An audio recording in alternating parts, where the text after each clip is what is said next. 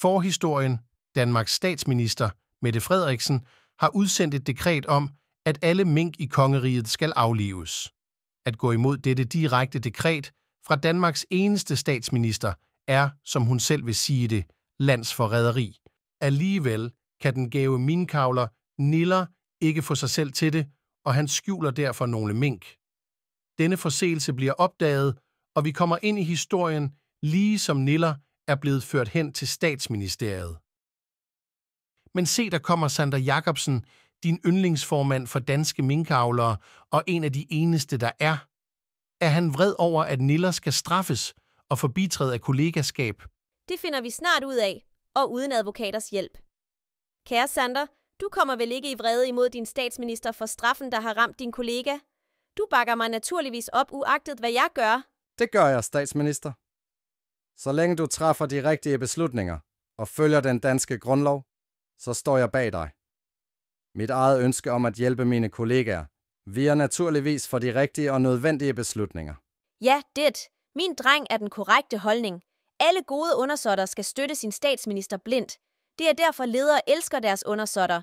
De skaffer sit land en tro arbejdskraft, der arbejder hårdt mod ældrebyrden til de er 80 og ærer velfærdsstaten som sin regent. Men den, der har undersåtter, der udueligt følger sine egne tanker, har som statsminister ikke givet sit samfund andet end sorg. Sander, vis at du aldrig kom for Nillers skyld uden fornuft og sorg i dit hjerte. For når man først lader en landsforræder gå fri, bliver velfærdsstaten snart til et liberalt samfund. Og ingen smerte er værre, end når mine undersåtter tænker frit. Så Sander, vis mig, hvor Niller har gemt de mink, så Niller er ene om at være landsforræder, for jeg har taget ham i åben protest mod folkets vilje, min beslutning. Og jeg kan ikke svigte folket. Niller kan bede til Gud, men skal alligevel straffes hårdt. Jeg kan ikke tolere, at mine undersåtter går mod mit ord, for så løsner jeg jo mit jerngreb på magten. Kun den leder, der strengt holder styr på sit land og love, kan være en stærk og omhyggelig statsminister. En kriminel, der groft tilsidesætter loven og ikke arbejder med landets borgere og staten, skal vide, at jeg ikke vil vise dem noget. Statsministeren har krav på lydighed i alt og altid. Kun undersåtter, der viser respekt for statsministerens ord, er dem, der følger det uagtet omstændighederne. Det værste, der kan hænde det danske folk, er anarki. Det vil ødelægge velfærdsstaten og gøre arbejdskraft til frie tænkere og skabe en samfund foruden statsministerens uundværlige vejledning. Kun én ting afholder velfærdsstaten fra denne skæbne, den ubetingede tillid til mig. Jeg må derfor værne om min lovgivning og ikke lade mig kue af en simpel minkfarmer. Jeg kan tolerere at diskutere med andre politikere, men at en minkfarmers holdning skulle være af samme betydning som min, er noget værd vrøvl. Det du siger er grammatisk korrekt. Selvfølgelig, min statsminister. Af alle Guds velsignelser er du fornuften selv og uden tvivl Guds gave til Danmark. Og jeg har ikke tænkt mig at påstå, at du tager her fejl. Men du burde være mere åben over for andres holdninger. Din stilling som statsminister gør jo, at du ikke selv ved, hvordan en minkavler ser tingene. Dine strenge og opfarende beslutninger skræmmer minkavlere såvel som borgere, så de ikke tør andet end at stille dig tilfreds. Jeg ved derimod, hvad minkavlerne mener, og ved derfor, at de respekterer Niller for hans gerning.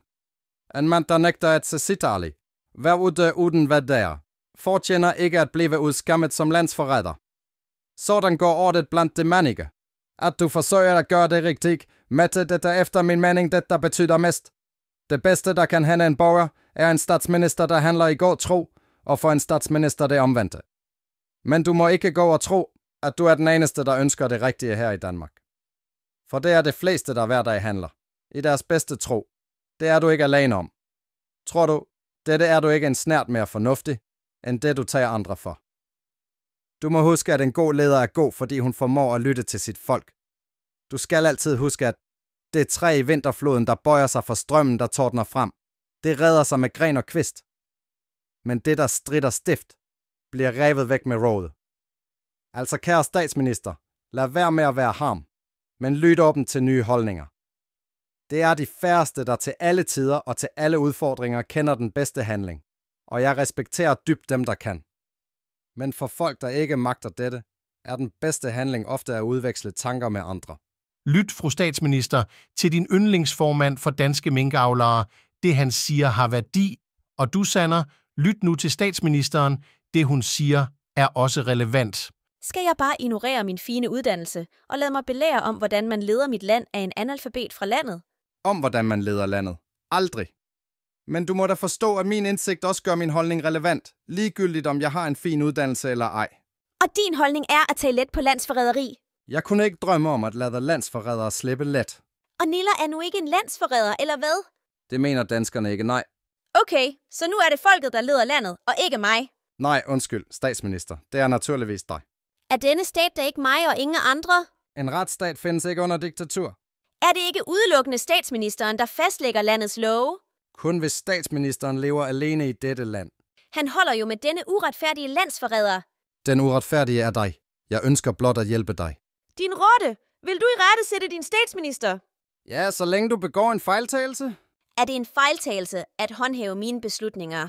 At krænke vores grundlov, det er i den grad en fejltagelse. Fucking bitch! Du er jo værre end landsforræderen! Trods jeg ej er en kriminel. Du er her jo kun for at redde Niller. Ikke kun, jeg kom for at hjælpe os alle. Hold nu kæft med det pis! Gider du slet ikke lytte til det, jeg siger? Niller bliver sendt til Bornholm lang tid før I kan få genopstartet det danske minkerhverv. Der vil du træffe en upopulær beslutning.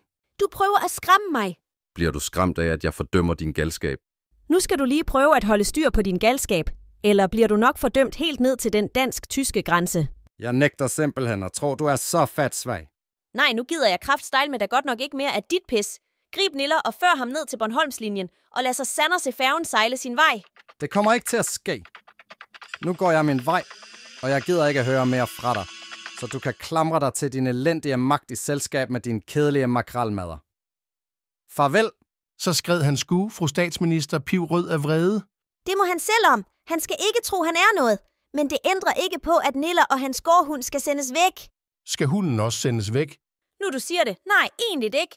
Den har jo ikke skjult nogen mink. Hvorledes skal Nillers tilværelse på Bornholm være? Det rager mig en papand. Bare sæt ham af på den gudsforladte sten, og sørg for, at han ikke kommer tilbage.